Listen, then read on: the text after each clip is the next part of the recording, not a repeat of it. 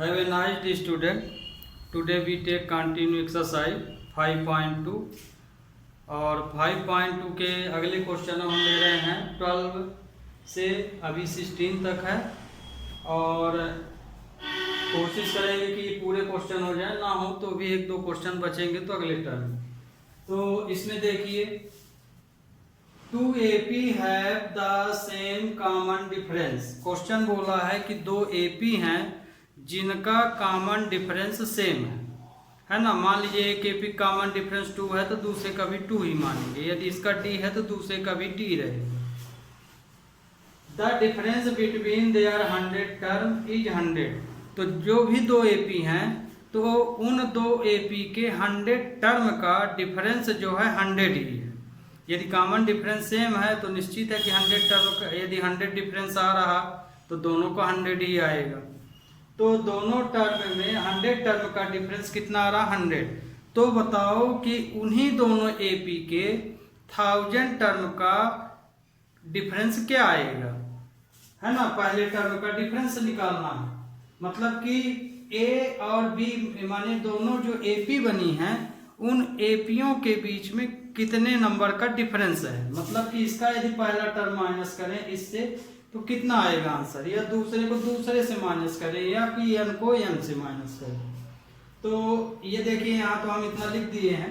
Given B है 2 AP। Question में दिया गया है कि 2 AP हैं, तो यदि आप 2 AP के जनरल टर्म लिखेंगे तो अलग अलग लिखेंगे। तो जैसे हम एक टर्म को एक टर्म तो आप जानते हैं a plus D a plus 2da, तो मान लिए कि ये पहली AP हो गई। अब दूसरी AP बना रहे हैं तो इसमें देखिए पहला टर्म A लिया गया है तो दूसरे AP के लिए आपको पहला टर्म दूसरे ढंग से लिखना पड़ेगा। तो ये तरीका आपका अपना पर्सनल है। पर्सनल का मतलब ये कि जैसे आप इसको a1 plus d a2 plus a3 plus 2d लिख के इस तरह करते हैं। इसको मान लीजिए इसको a1 मान लिए तो इसको आप a2 के फॉर्म में ले जाइए, तो इसमें आप क्वेश्चन भिड़ जाएगा। तो मतलब कि हम वेरिएबल ही बदल दिए हैं। इसमें a plus D a plus 2d suppose कर लिए और AP सेकंड में B से शुरू कर लिए, b plus D b plus 2d, वही प्रोसीजर। तो इन्हीं दोनों AP का 100 टर्म का डिफरेंस 100 है ना। 100 टर्म का डिफरेंस क्या है 100 है। मतलब कि इन दोनों के बीच का कितना डिफरेंस है 100। तो अब इसका nth टर्म ये लिख लीजिए, यहाँ लिखा हुआ है। तो इसकी वैल्यू ये है और इसकी वैल्यू ये है। तो यहाँ पे क्या हो जाएगा AP1 में हम लिख सकते हैं a plus n minus 1 into d, common difference same है, माइनस फिर चूंकि इसमें ये वैल्यू लिखेंगे तो इसको आप ब्रैकेट में ले लीजिए। तो इसकी वैल्यू क्या हो जाएगी b plus n minus 1 into D equal to 100, ये आ जाएगा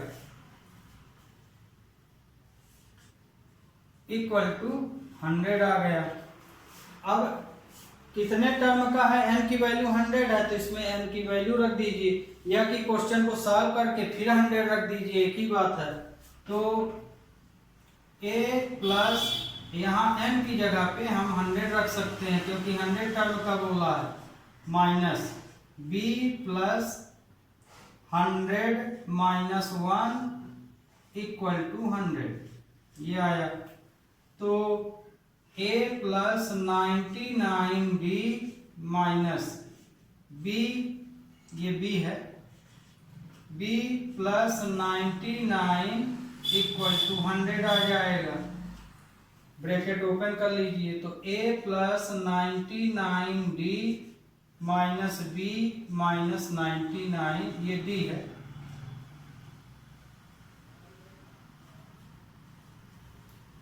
d इक्वल टू 100। तो इसमें से देखिए ये प्लस है, ये माइनस कैंसिल हो गया। तो a minus b equal to आया 100, ये इक्वेशन फर्स्ट मान लो। अब क्वेश्चन ये बोला है कि यदि 100 टर्म का डिफरेंस 100 है ना। हालांकि ये क्वेश्चन में दे ही दिया है लेकिन हमको चूंकि 1000 टर्म वाला निकालना था इसलिए इसको लगाए हैं। आप चाहते तो इसमें यदि जानते कि पहला टर्म का डिफरेंस 100 है तो डायरेक्ट भी यूज कर सकते हैं। ठीक, अब हमें किसका बताना है, 1000 टर्म का बताना है, 100 टर्म का दिया था क्वेश्चन, इसलिए difference according question, difference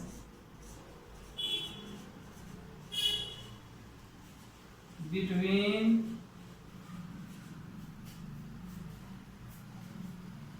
there 1000 term, इसलिए हमें अब 1000 टर्म का डिफरेंस लिखना है ना। तो 1000 टर्म का डिफरेंस लिखना है तो फार्मूला तो आपका यही रहेगा, है ना। इसी में 100 लिए थे, अब इसी में 1000 ले लेंगे। तो 1000 टर्म का दोनों का डिफरेंस हो जाएगा a प्लस 1000 माइनस 1। जहां आप 100 लिख रहे हैं, 100 के प्लेस पे 1000 आ जाएगा, माइनस इसको जैसे ये डिफरेंस निकाल रहे हैं a माइनस बी, तो ये वैल्यू इसी के इक्वल है, ध्यान रखिएगा। तो b minus b plus 1000 minus 1 into d. तो इसमें देखिए d कॉमन डिफरेंस क्वेश्चन में दिया है कि सेम है, मतलब d की वैल्यू d1 d2 नहीं लिखना, d ही रहेगा। तो ये इसको भी जब आप सॉल्व करेंगे तो ये आ जाएगा a plus 999b minus b plus 999d, ये आ जाएगा। अब इसमें ब्रैकेट ओपन करेंगे तो a plus 999d minus sign का मल्टीप्लाई होगा तो ये b, फिर माइनस प्लस माइनस 999d। तो अब इसमें से ये देखिए कैंसिल हो गया, तो आंसर आया a माइनस बी। तो इन दोनों का आंसर आया कि इन दोनों का जो डिफरेंस होगा वो a माइनस बी होगा। तो a माइनस बी की वैल्यू हम कितना निकाले हैं, 100। तो a माइनस बी के स्थान पे हम क्या लिख सकते हैं, 100 फ्रॉम इक्वेशन फर्स्ट। 100 फर्स्ट में क्या है, a minus b equal to 100 है, तो a माइनस बी की जगह हम 100 लिख सकते हैं। तो मतलब कि 1000 टर्म का डिफरेंस भी 100 ही होगा। तो ये आपका क्वेश्चन था। ध्यान रखिएगा क्वेश्चन में कॉमन डिफरेंस सेम है, हमने यहाँ नहीं लिखा है पर कॉमन डिफरेंस सेम दिया गया है ना, सेम कॉमन डिफरेंस। तो ये आपका क्वेश्चन नंबर 12 हुआ। Okay, we take next question. तो अब इसमें देखिए 30 नंबर, how many 3 digit number are divisible by 7।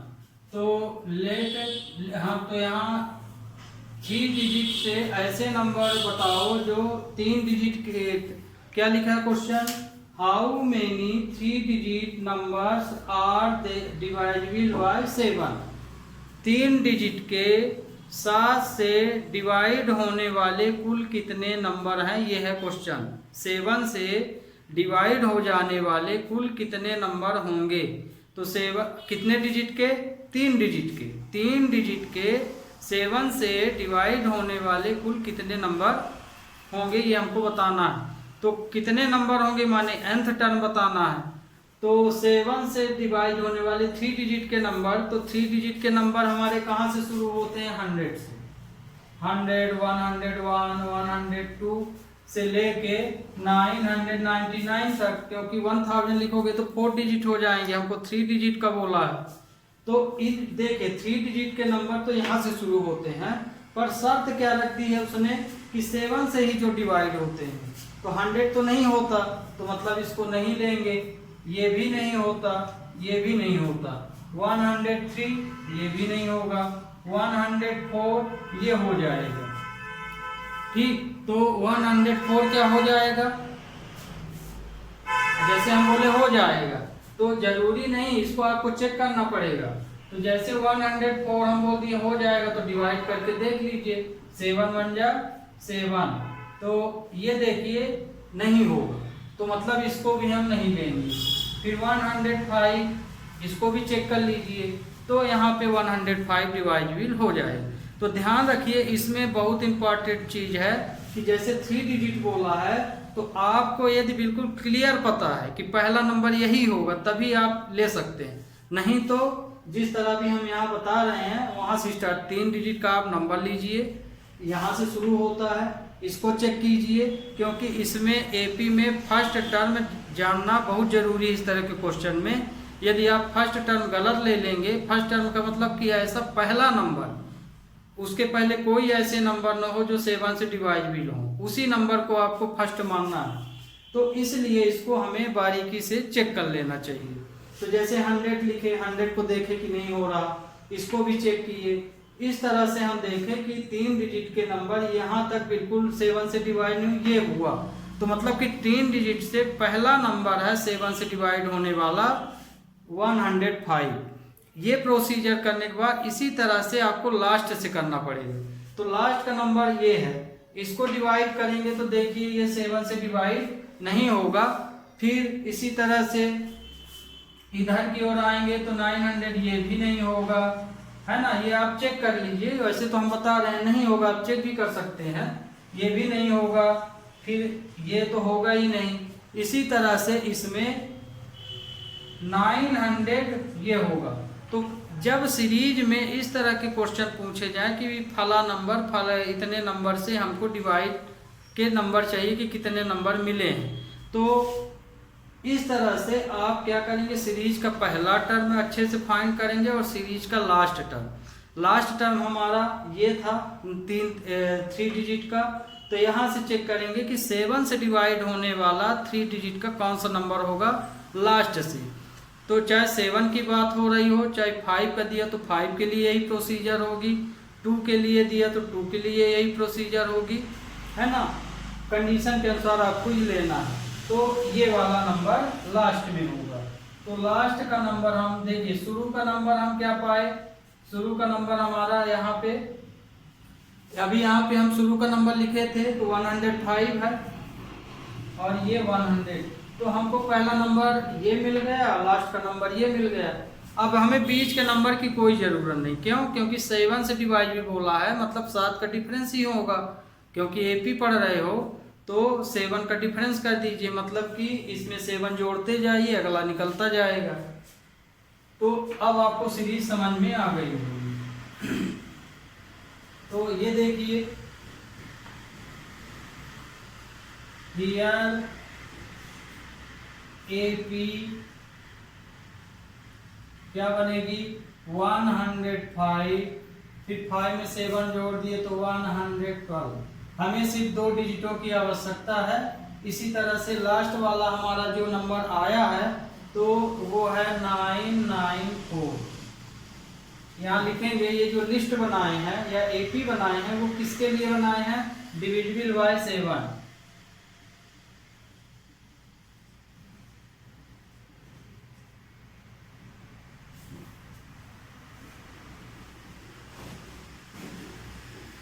Three digit number,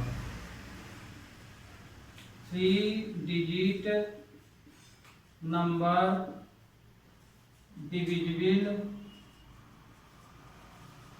bye 7। 3 digit के ऐसे नंबर जो 7 से डिवाइड होते हैं वो ये एपी बन गई है आपकी। अब यहाँ से ए की वैल्यू दिया है 105, कॉमन डिफरेंस चाहे आप यहाँ से मानिए वो या कि डिवाइजिबल जिससे बोल देता वो भी लिख सकते हैं। 112 माइनस 105 तो 7 आ गया। एन की वैल्यू 994 दी गई है और एन निकालना है, कुल कितने नंबर होंगे, ये आपकी लिस्ट बन गई।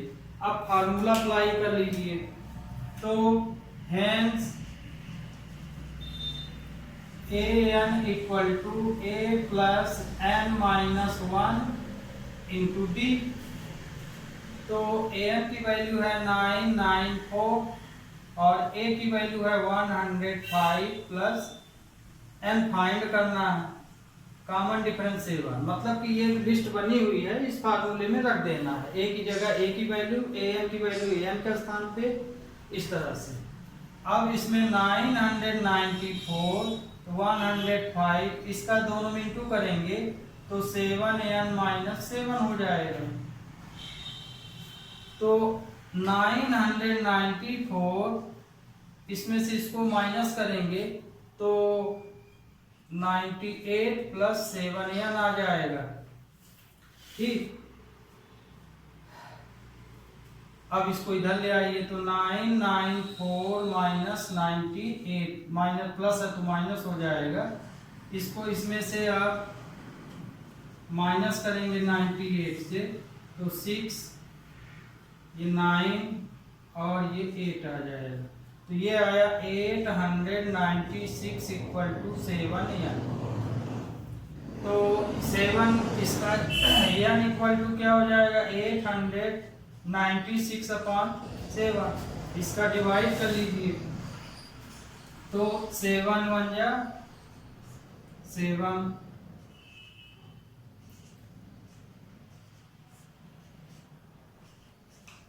तो कितना आएगा 128। तो n की वैल्यू आई 128। तो 7 से डिवाइड होने वाले 3 डिजिट के कुल कितने नंबर हैं 128। 128 ऐसे डिजिट हैं जो 7 से डिवाइड होंगे। तो आपका ये क्वेश्चन कंप्लीट। तो अब तो ये समझ में आ गया होगा। अगला क्वेश्चन लेते हैं, क्वेश्चन नंबर 14।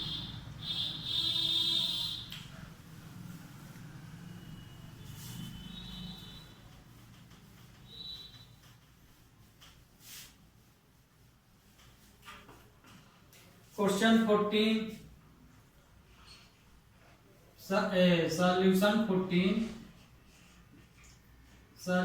14 है। How many multiple of 4 lies between 10 and 250। 4 की मल्टीपल टेबल आप लिखिए, लेकिन कहाँ से कहाँ के बीच 10 से 250 के बीच बोला है। मतलब ये कि आपको 10 और 250 नहीं लेना है, भले ही वो टेबल में आता हो ना आता हो तो बात ही अलग है। बिटवीन बोला है मतलब इसके बीच के नंबर। तो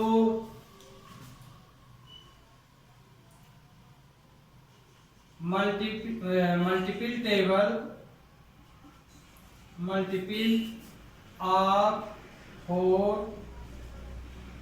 लाइज बिटवीन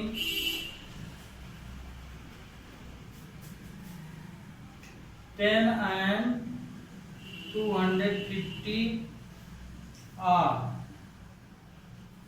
अब यहाँ हम एपी बना ले तो ये आपकी कंडीशन लिख दी। हमें 4 की मल्टीपल टेबल लिखना है जो 10 और 250 के बीच है। तो मल्टीपल बोला है माने पहाड़ा, टेबल लिख दीजिए।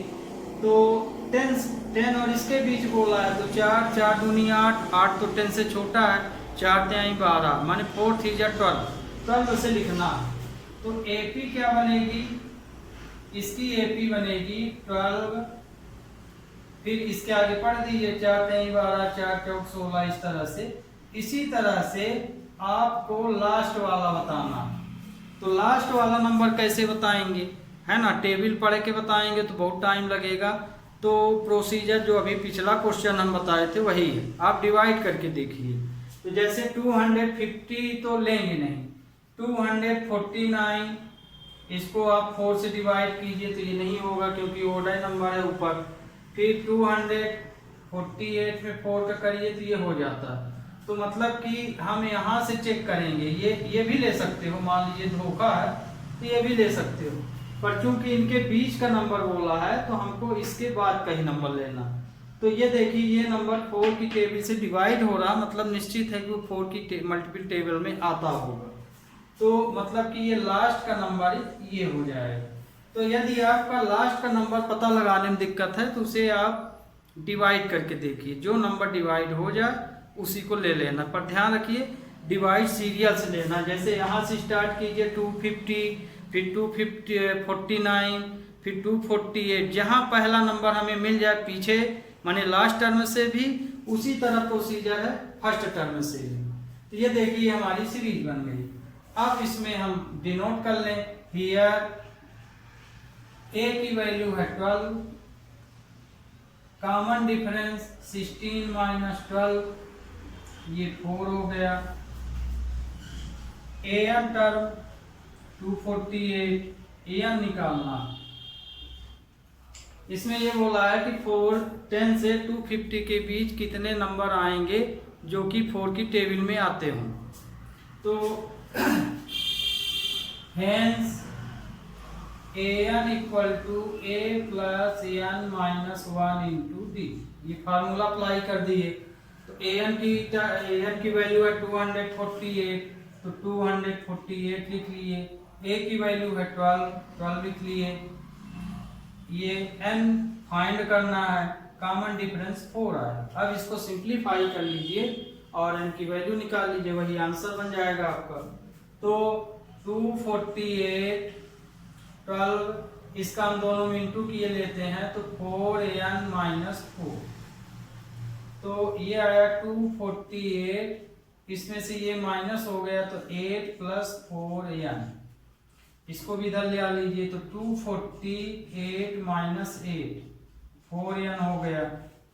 तो इसमें से ये माइनस हुआ तो 244n, तो n की वैल्यू क्या आ गई 240/4, 60, तो n की वैल्यू आई 60।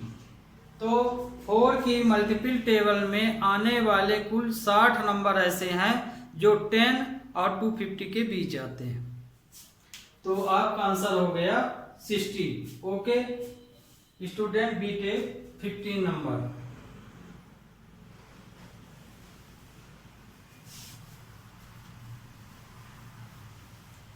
तो 15 नंबर क्वेश्चन में हमारा है सॉल्यूशन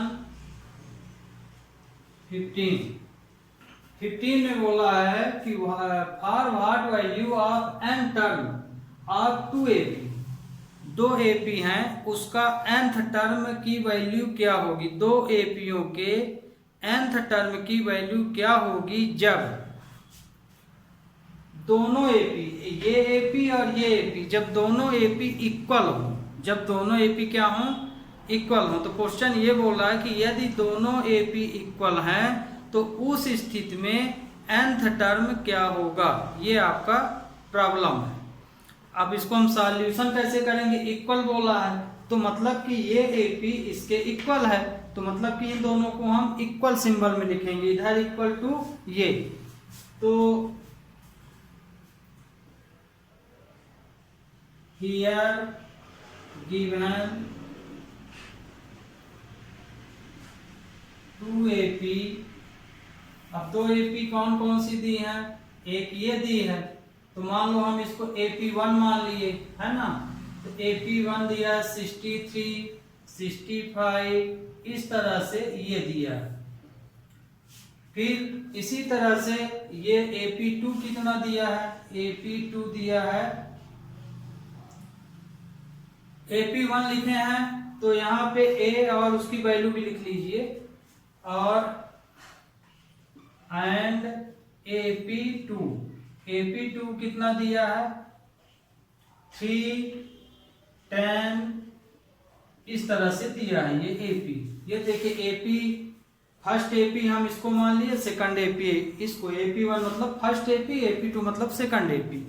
तो AP1 में A की वैल्यू दिया है 63, तो चूंकि हम यहाँ 2 AP हैं इसलिए हम यहाँ फर्स्ट टर्म को A1 मान लिए 63, कॉमन डिफरेंस D1 65 माइनस 63, तो कॉमन डिफरेंस आया 2।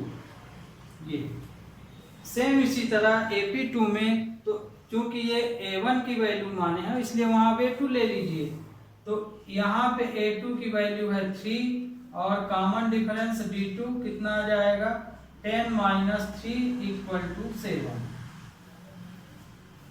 है ना। इसमें an टर्म बोल, दोनों AP बराबर है, मतलब an टर्म बराबर बोल रहा है, या AP1। तो अब क्वेश्चन में दिया है given according question AP first equal to AP second, माने दोनों AP आपस में बराबर है, ये दोनों AP आपस में क्या है, इक्वल है। तो ये कंडीशन बनेगी। तो इस AP के लिए फार्मूला, इस AP के लिए फार्मूला, तो फार्मूला तो वही होगा A plus n-1 into d. तो चूंकि A1 ये D1 हो जाएगा, है ना, AN नहीं लिखे हैं, AN1 AN2 लिख सकते हो हम, AP1 AP2 लिख दिए। तो A2 प्लस n-1 D1, तो D2 हो जाएगा। तो ये देखिए, इसके लिए ये अप्लाई हो गया, इसके लिए ये अप्लाई हो गया, दोनों जगह फार्मूला। इस AP के लिए A plus n-1 into D, और इस AP के लिए भी A plus n-1 into D ही लगेगा। पर चूंकि फर्स्ट टर्म हमको अलग अलग लेना है, तो इसीलिए इसमें A1 A2 डिनोट किया गया है, और कॉमन डिफरेंस में D1 D2। अब यहाँ पे ये वैल्यू जो यहाँ आप बनाए हैं उसको यहाँ पुट कर देना। हमको n फाइंड करना है। फाइंड क्या करना है, n find nth term find करना है ये। तो A1 की वैल्यू है 63, ये रख दिए। n-1 D की वैल्यू है 2 रख दिए। D1 की वैल्यू 2 है। इसी तरह A2 की वैल्यू है 3, तो ये 3 रख दिए। फिर n-1 D2 की वैल्यू क्या है, D2 की वैल्यू ये 7 निकली है, तो यहाँ पे 7 रख देंगे। तो 63 इसका दोनों मल्टीप्लाई, तो 2n-2 हो जाएगा। अब यहाँ से आपको सिंप्लीफाई करना है, तो सिंप्लीफाई अपने से आप जिस ढंग से चाहे उस ढंग से कर सकते हो। 3 ये 7n-7 हो जाएगा। तो इसमें से देखिए ये माइनस हो जाएगा, तो ये 61 प्लस 2n हो जाएगा। इसमें से ये माइनस होगा तो -4 प्लस 7n हो जाएगा। ये नंबर एक साइड, वेरिएबल एक साइड, तो 61 प्लस 4 और 7n माइनस 2n, तो ये आ जाएगा 65 और ये आ जाएगा 5n।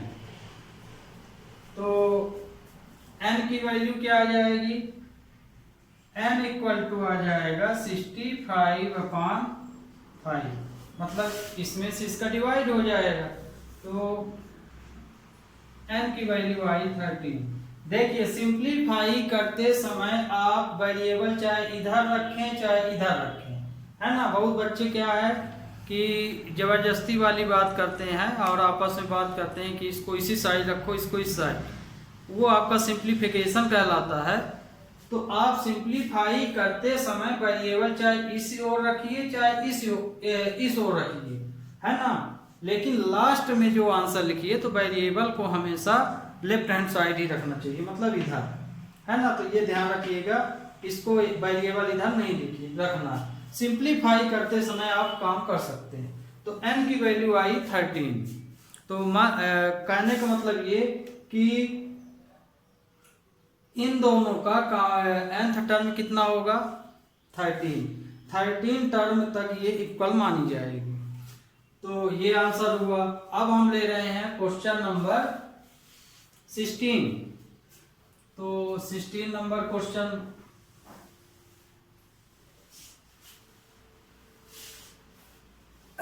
सिक्सटीन में क्या दिया है, 16 में दिया है डिटरमाइन द एपी।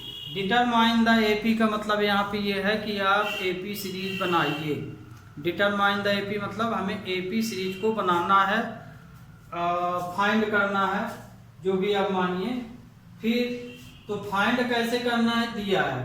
थर्ड एक हमें एपी बनाना है, और कैसी एपी बनाना है, हमें उस एपी को बनाना है जिसका थर्ड टर्म 16 हो, जिसका थर्ड टर्म कितना हो, 16 हो, और सेवंथ टर्म जो है फिफ्थ टर्म से 12 ज्यादा हो। सेवंथ टर्म फिफ्थ टर्म से कितना ज्यादा हो, 12 ज्यादा हो। मतलब ये कि 7 टर्म 5th टर्म से कितना ज्यादा हो रहा है,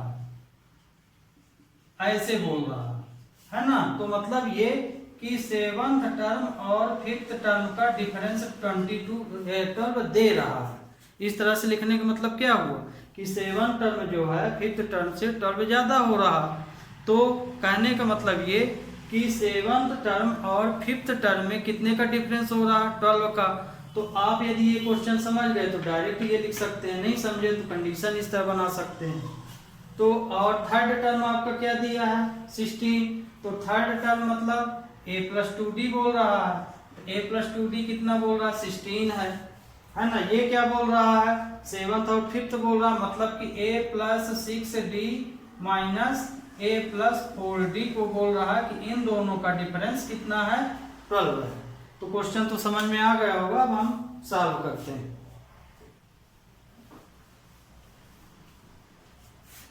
तो इसमें 16 नंबर सॉल्यूशन 16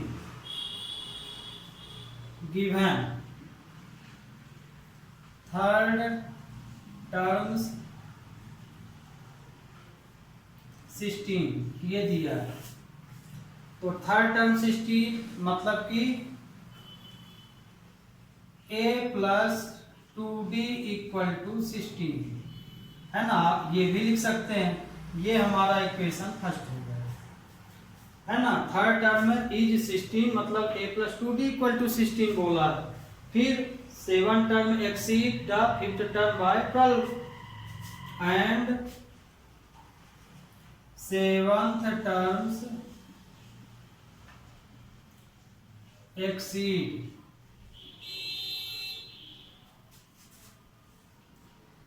5th टर्म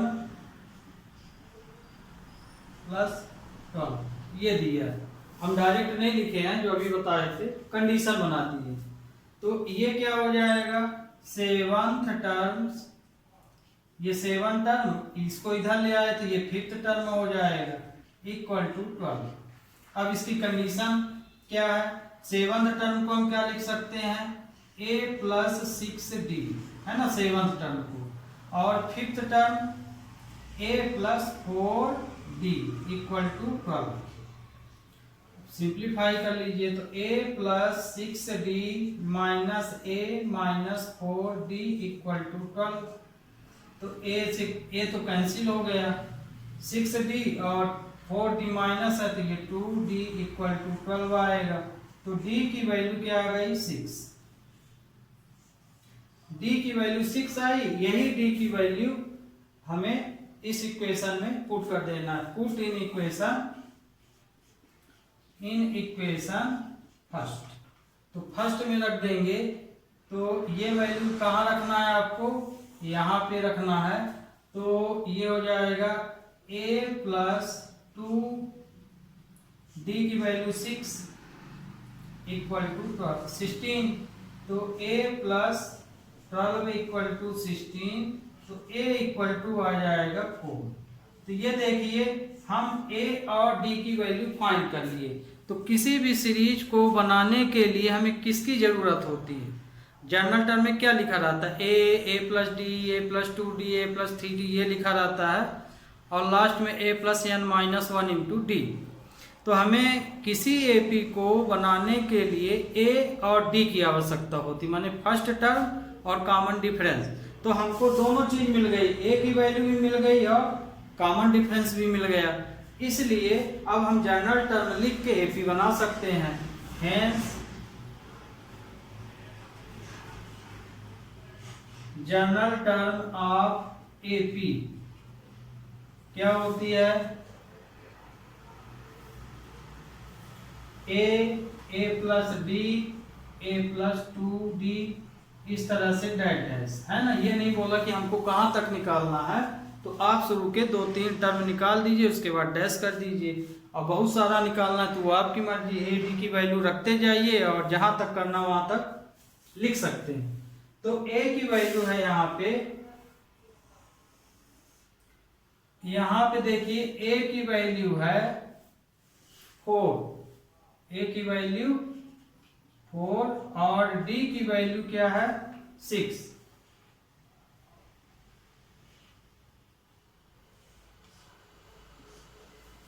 तो इस सीरीज में आप ए और डी की वैल्यू रखते जाइए। तो ये हो जाएगा 4 plus 6 4 plus 2 into 6 dash.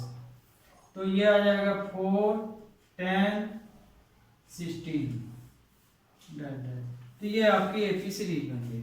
Okay, ध्यान रखिए जब एपी सीरीज का जनरल टर्म लिखते हैं और सॉल्व करते हैं क्वेश्चन, तो उसको लिखने का तरीका आपका यही होना चाहिए। जैसे बहुत बच्चे क्या करते हैं कि इसको सॉल्व करके उसके आगे लिखते हैं, वो सही नहीं दिखता है।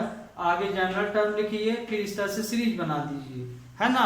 या कि फिर दूसरा तरीका है, आपको हम बताए थे, ए डी की वैल्यू आपको पता है तो आपको जनरल टर्म में नहीं करना है, तो आप डायरेक्ट ए पी लिखिए इस तरह से। जैसे 4 मिल गया पहला, तो 4 लिखिए।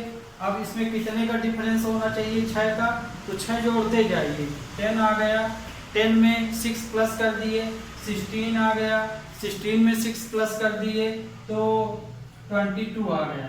तो आप ऐसा भी कर सकते हैं। जिसको जनरल टर्म से करना तो इस तरह करेगा, और जिसको नहीं करना है जनरल टर्म तो उसको याद है, मान लो नहीं भी याद है ना, तो पहला टर्म पता हो और डी तो उतना उसमें प्लस ऐड करते जाइए। जैसे 4 पहला टर्म है मिल गया, अब इसमें 6 ऐड कर दीजिए तो अगला टर्म मिल जाएगा 10। 10 में 6 ऐड कर दिए 16।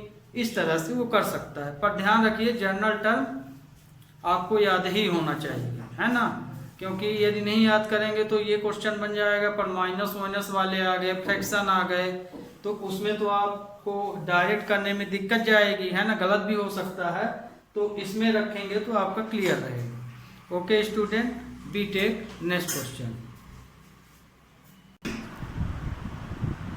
तो अब क्वेश्चन नंबर 17 देखिए। 17 दिया है, find the 20th term from the last from the AP. 3 8 13 और 2 लास्ट में दिया है 253।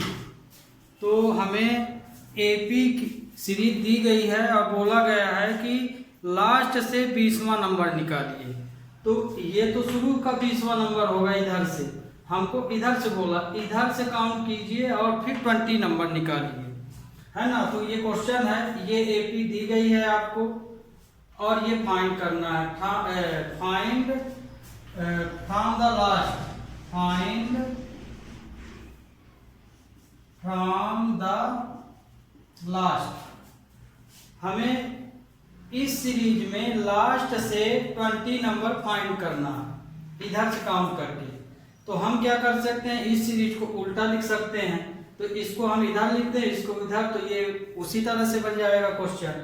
तो हम इसको डिसेंडिंग ऑर्डर में लिखेंगे। तो एपी हमारा क्या बन जाएगा, 253 पहले आ जाएगा, डैश फिर 13 8 3। यदि हम एपी को डिसेंडिंग ऑर्डर में लिखेंगे तो इस तरह से लिखेंगे।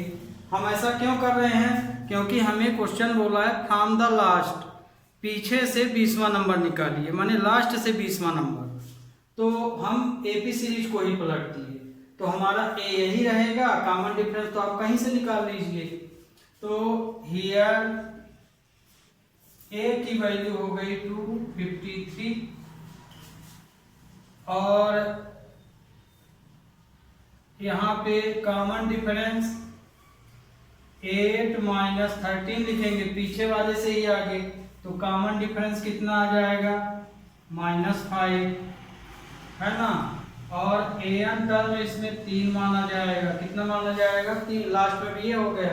अब फार्मूला लिख लीजिए, hence a n equal to a plus a n minus 1 into d. तो ए एन की वैल्यू 3, ए की वैल्यू, यहाँ पे हमको 20 नंबर फाइंड करना है तो ए एन नहीं लेना है, ठीक है ना।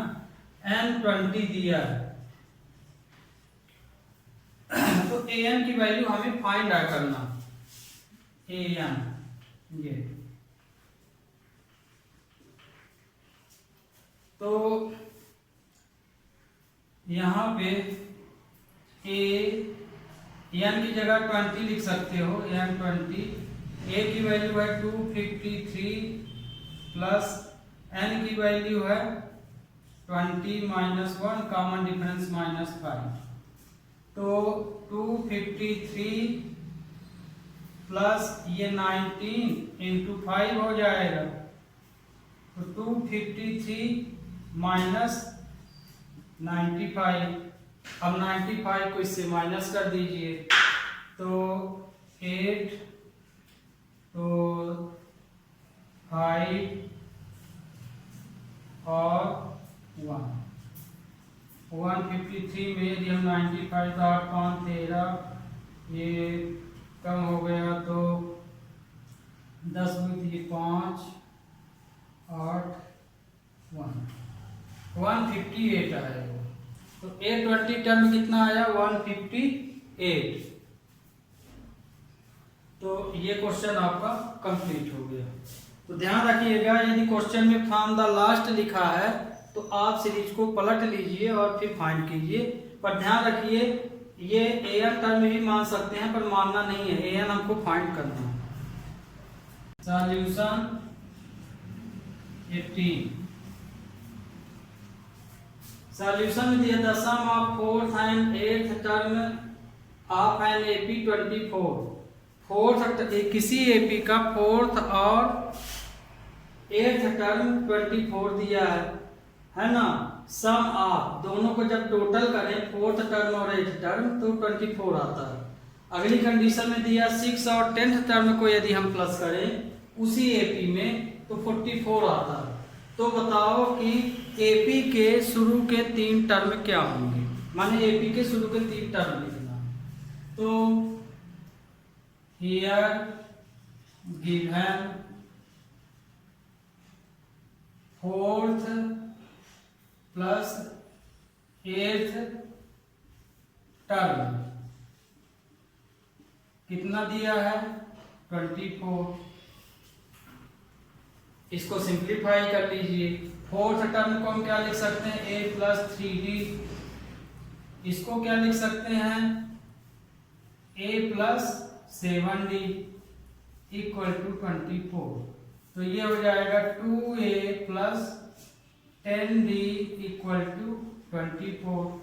अब इसमें 2 का सम में डिवाइड हो रहा है, तो इसमें सब में 2 का आप डिवाइड कर सकते हैं, और नहीं करना तो भी आ जाएगा, पर छोटा हो जाए क्वेश्चन। तो ये a, फिर ये 5d और ये टर्म आ जाएगा। इसे हम इक्वेशन फर्स्ट मानेंगे। इसी तरह से केस सेकंड दिया है and 6th term plus 10th term equal to 44 ये दिया है ना। तो इसको भी सेम इसी तरह से इसको भी, तो इस 6th टर्म क्या लिखेंगे? a plus 5d। 10th term क्या लिखेंगे? a plus 9d equal to 44। तो हो गया। इसको नहीं लिखना तो मत लिखिए, क्योंकि 2a यहाँ आ रहा है, इतना ही रहने दीजिए। तो ये हो जाएगा 2a प्लस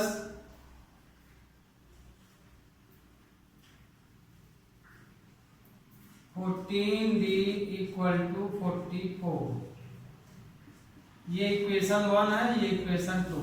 हम क्वेश्चन को सिंप्लीफाई नहीं किए, मतलब 2 से इसमें भी नहीं डिवाइड करें, इसमें से भी, है ना। क्योंकि बहुत बच्चे हैं कि सिंप्लीफाई करेंगे, बहुत नहीं है, तो हम ओरिजिनल ही प्रोसीजर अपना रहे हैं कि हम इसको a प्लस 5d प्लस 12 नहीं लिख रहे हैं। इसी तरह से इसको भी इसी को सॉल्व करेंगे, माने इक्वेशन सही बने चाहे वैल्यूज में जो लिखी हो, सिंपलेस्ट फॉर्म में भी वही आएगा और इसमें भी वही आएगा। अब इन दोनों इक्वेशनों को हमें सॉल्व कर लेना है। Solve equation 1 and 2। तो ये आएगा 2a plus 10d equal to 24, ये इक्वेशन 1 हुआ। फिर 2a plus 14d equal to 44, ये इक्वेशन 2। एलिमिनेशन लगाए तो ये हो गया, साइन चेंज कर दिए, सेम था तो ये आया -4d और ये कितना आ जाएगा 20। तो d की वैल्यू यहाँ आ गई 5। d की वैल्यू कितनी फाइंड कर लिए हम, 5 निकाल लिए। अब d की वैल्यू इक्वेशन 1 या 2 किसी में रख दीजिए। Also put value d in equation first. Equation first हमारा ये है, इसमें हम d की वैल्यू रख दें तो 2a + 10 × 5 है ना, d के स्थान पे 5 ले लिए, इक्वल टू 24। तो 2a + 50 इक्वल टू 24। तो 2a, तो ये इधर गया तो क्या हो जाएगा -50। तो a इक्वल टू आया -26 तो a की वैल्यू आ गई -13। a की वैल्यू कितनी आई -13। अब हमें बोला क्या है, फर्स्ट 3 टर्म, तो a और d की वैल्यू मिल गई तो हम फर्स्ट 3 टर्म लिख सकते हैं। जनरल टर्म ऑफ AP क्या होता है, पहले 3 टर्म लिख लीजिए, a + d, a + 2d है ना। हम शुरू के फर्स्ट 3 टर्म लिख लिए जनरल टर्म से। तो a की वैल्यू है -13, ये रख दिए। फिर -13 + 5, -13 + 2 × 5 ये हो गया। तो 13 इसमें से देखिए माइनस हो जाएगा तो -8 आएगा, इसमें 10 है तो 13 - 10 तो ये आ जाएगा -3। तो ये फर्स्ट 3 टर्म ऑफ AP आ गए। यहाँ पे a की वैल्यू है -13 और d की वैल्यू है 5। ये वैल्यू इसमें रख दीजिए तो आपका ये आंसर आ गया। Okay student, we take question 19। Question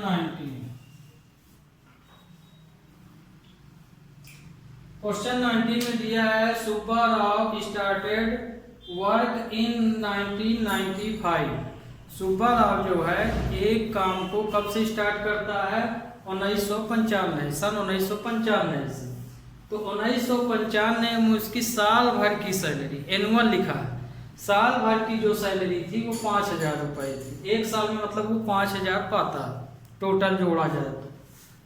and received increment of ₹200 each year, और यदि उसे हर साल 200 रुपये का इंक्रीमेंट मिलता है तो बताओ कि कितने साल बाद उसकी साल भर की सैलरी 7,000 हो जाएगी।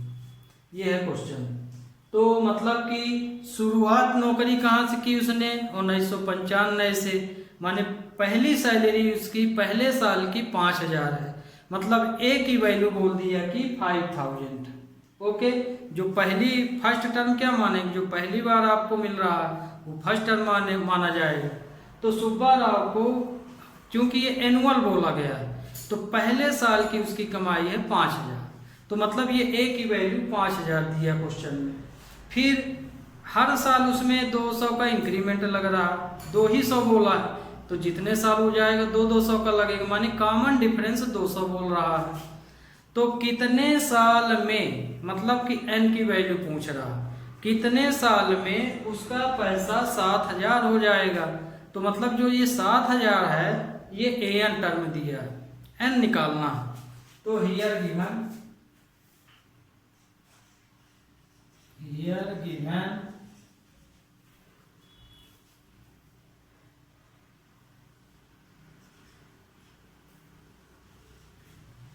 सुब्बा राव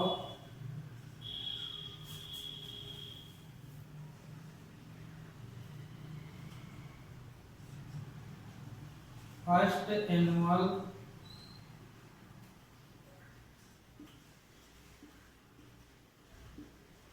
सैलरी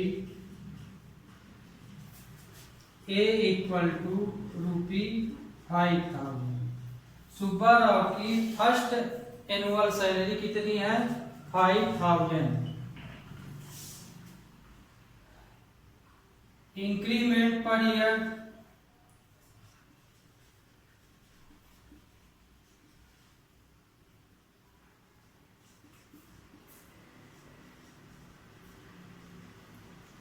तो ये कॉमन डिफरेंस है ₹200।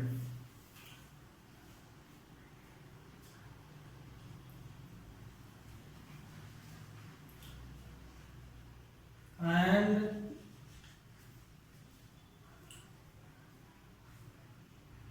AN term ₹7,000।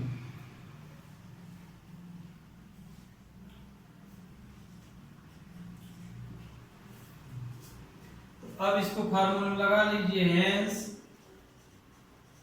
AN equal to A plus AN minus 1 into D। AN की वैल्यू है 7,000, A 5,000, N निकालना है, कॉमन डिफरेंस 200। तो 7,000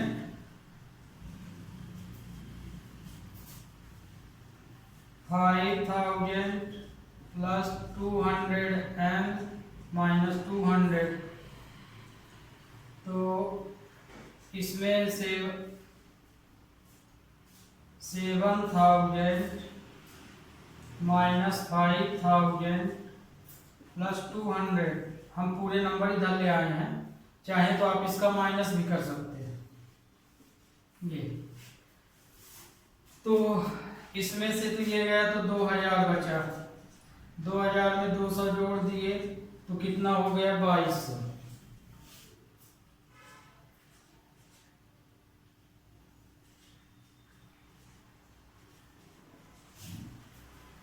तो n इक्वल टू हो जाएगा 2,200 अपॉन 200।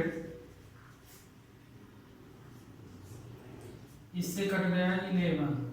तो n की वैल्यू आई 11 ईयर्स।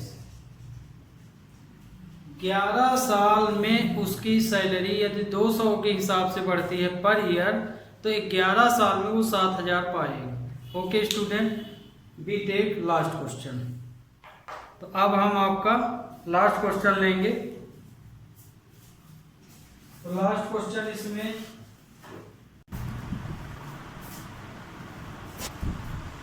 तो लास्ट क्वेश्चन ले रहे हैं 20। तो 20 क्वेश्चन हम लगा दिए हैं क्योंकि ये क्वेश्चन जस्ट आपके 19 के समान था, है ना, और टाइम भी कम था। तो ये क्वेश्चन हम लगा दिए हैं। सेम प्रोसीजर वही है ना, और स्टेप भी कोई विधिवत रफ वर्क भी लिख दिए हैं। जहाँ आपको ना समझ में आए तो रफ वर्क देख सकते हैं। तो वो क्वेश्चन समझ लीजिए। रामकली सेव्ड 5 रुपये, है ना। जैसे उस क्वेश्चन में क्या था? 5,000 था, इसमें 5 रुपये देते हैं। Ramkali saved 5 rupee in first week a year.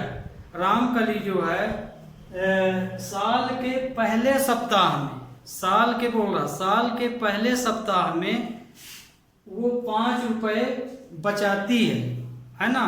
तो माने साल के पहले सप्ताह में यदि 5 रुपये बचाती है, and they are increase her weekly saving by 1.75। और उसके बाद पहले सप्ताह के बाद जो नेक्स्ट वीक आते हैं उसमें वो 1.75 रुपये बचाती है। माने साल के पहले सप्ताह में तो 5 रुपये बचाई, लेकिन जो उसके बाद अगले सप्ताह आते जाएंगे उसमें वो 1.75 रुपये बचाती है। तो if the nth week are her weekly saving become 20.75 rupee. तो बताओ कि यदि वो इस तरह से हर सप्ताह 1.75 रुपये बचाती है, फर्स्ट वीक में 5 रुपये के अलावा, तो बताओ कि वो जो है 20.75 कितने समय में बना लेगी। तो उसे कितना लगेगा? कुल n बराबर 10, फर्स्ट 20 बी का है ये।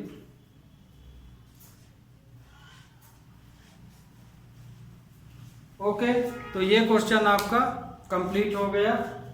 तो आपको क्वेश्चन हम समझा दिए, ये फिर दिया गया है यहाँ पे, ये लिस्ट बनी हुई है, इसमें रख देंगे और फिर सिंप्लीफाई कर देंगे, इनकी वैल्यू आ जाएगी 10 वीक्स। ओके।